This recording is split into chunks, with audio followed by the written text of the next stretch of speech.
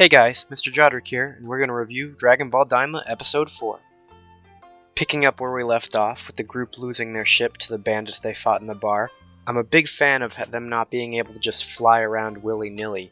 The restrictions the Demon Realm puts on the body is interesting. Goku being Goku is trained in high gravity, but apparently this is different. I'm guessing the thickness of the air is a constant thing that you can't get used to, unlike weight training. Now, I know that technically doesn't make sense, but you could say that the Daimon Realm is magic, and that's why they can't get used to it and fly for extended periods of time. Even someone like Glorio, who's lived there his whole life. I did think it was funny when Supreme Kai got all flustered when it was coming to talking about his fighting ability. We haven't really seen him fight too much, or maybe not at all, I don't remember, it's been a minute. But he's way stronger than Frieza. I don't even know if they gave a power level for him officially. Probably in a guidebook, and if they do, I'll pop that on the screen. But, he's not a pushover. People like to think he is because he's never done anything. But don't forget, he is the Supreme Kai of Universe 7. He's pretty strong, comparatively speaking to the mortals. Goku and his friends are like freaks of nature compared to most people in the universe. Speaking of Goku, it's interesting to see that as someone from the outside world, he can use Ki, and Glorio doesn't even know what Ki is. That kind of possibly limits what can be done in the Demon Realm as far as fighting. At least Ki-wise, you won't be seeing crazy Ki Blast. Goku will probably let one rip whenever he figures out how to do it again.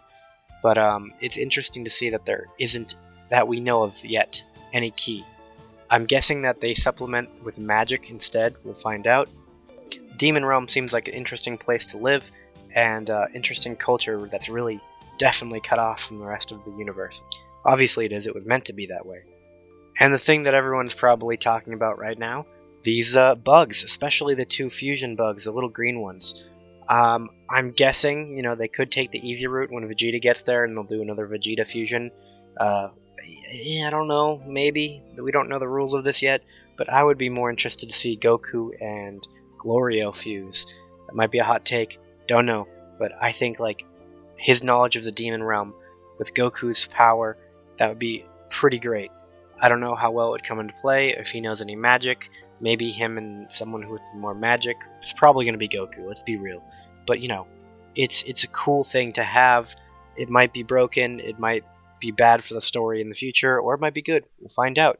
Because you never know. It might not be a fighting-based fusion. Of course it's going to be because it says strength-based, but Toriyama has, I believe, said that fusion comes in different varieties and that does different things, if I remember correctly. So, we'll see.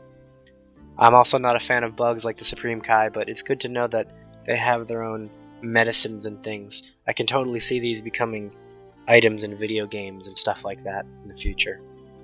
And now to the flying through the sky scene with a seed drop pod thing, whatever. I really love this because it felt really, really like the classic whimsical Dragon Ball. This whole series obviously is giving that, but they're just putting a lot of fun and real time into the characters having a good time. And that doesn't always advance the plot, and obviously this was a step backward because we find out later they want to go in the opposite direction for the Dragon Balls, which I will talk about more. But I don't know, it's good to just see that it's not just, what people think Dragon Ball is, and this is what it really is. It's a fun adventure. And now it's a fun adventure looking for the Dragon Balls as well as saving Dende. Speaking of the Dragon Balls, it's going to be really fun seeing these guys fight Goku, and what the original dragon looks like, what its name is, what its possible wish limitations are, if there are any, if there's any kind of dark magic associated with it that changes the rules, because, like they said, the Earth Dragon is white magic and this is black magic, I believe. So there's probably going to be significant differences. So it'll be fun.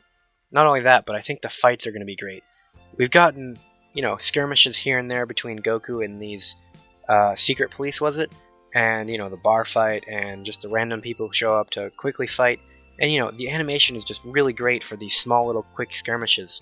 So, I can only imagine what it's going to look like when we see Goku face off against the first of the three dudes. I can't remember the name of the guys that guard the Dragon Balls.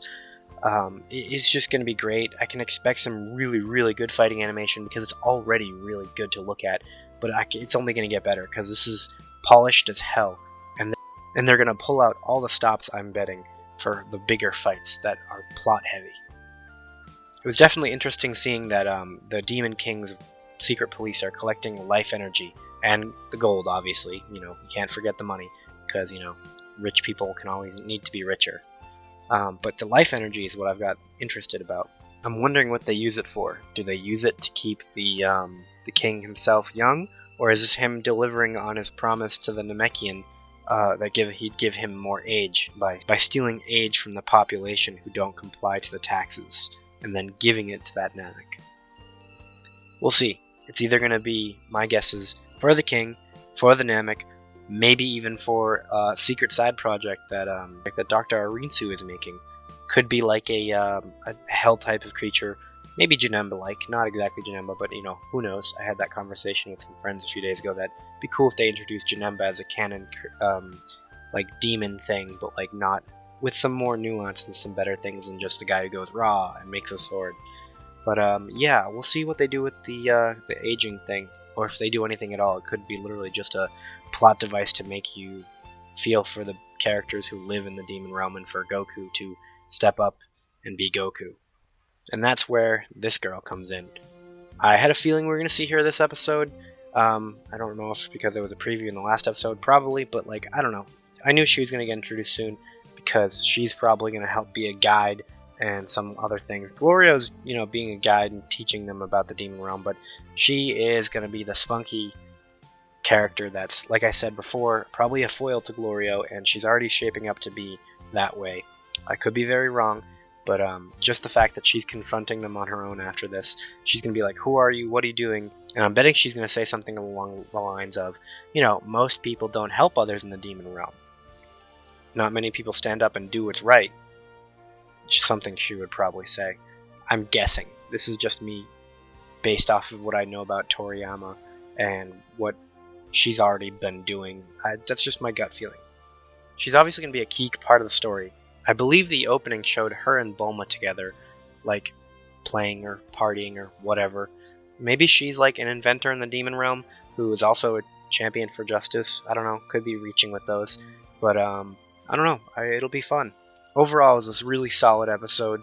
The pacing is nice. It feels like they slow down at moments, and it's nice. It's not too slow. You're getting some exposition, and then you got the intense, quick fights that pull those together, and then it brings you back to the slow moments where you feel like you're going at a good pace and things are progressing. This part of the series is going to be probably the slowest in the beginning, where they're learning all the rules to the demon realm, gathering their party, and then it'll probably pick up when Bulma and Vegeta and all them show up, however they do, because, they don't have the password to get through the fish dude. And then they'll start making their way to the other parts of the demon realm. I don't know if Vegeta and Bulma and all them will show up in this part of the demon realm. I'm guessing probably not. Goku will beat the first guy and be like, yeah, it took everything I had. And then the second guy, Vegeta, will be like, well, I want to crack at him and get that other Dragon Ball. But you never know. We'll see. I'll see you guys for next week's episode review.